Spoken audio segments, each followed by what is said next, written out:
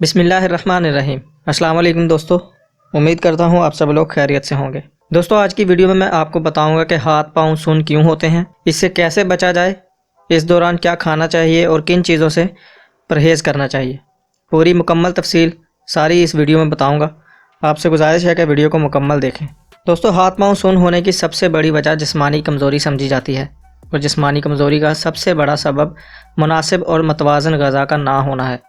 ہمارے ہاں نوجوان خواتین و حضرات کو جسمانی کمزوری، ہاتھ پاؤں کا سن ہونا اور خون کی کمی کا اکثر سامنا رہتا ہے، جس کی ایک بہت بڑی وجہ حفظان صحت کے حوالے سے معلومات کا نہ ہونا ہے۔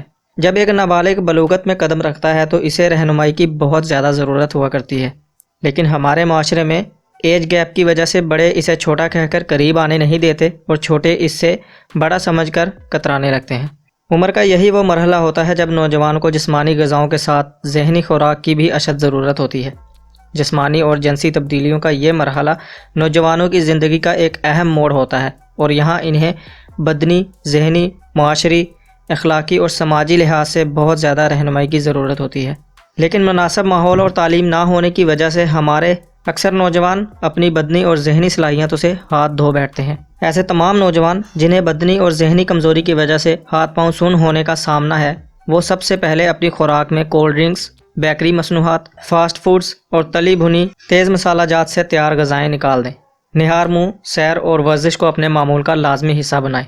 کیلے اور کھجور کا ملک شیک، گھر پہ بنے آلو چپس، ابلے ہوئے چاول، موسمی پھل، پھلوں کے رس اور ہر قسم کی سبزیاں بکثرت استعمال کریں۔ ذہنی تھکاوٹ اور بدنی اکساہٹ سے بچنے کے لیے شربت فولاد کے 2 چمچ دن میں 2 بار کھانے کے بعد پینا شروع کر دیں۔ اپنی سوچ اور اپروچ تعمیری بنائیں اور تخریبی جذبات کو اپنے قریب بھی نہ آنے دیں۔ انشاءاللہ 2-4 ہفتوں میں ہی طبیعت حشاش بشاش اور توانا و طاقتور ہو کر ہاتھ پاؤں سن ہونے اور عام جسمانی کمزوری سے نجات مل جائے گی۔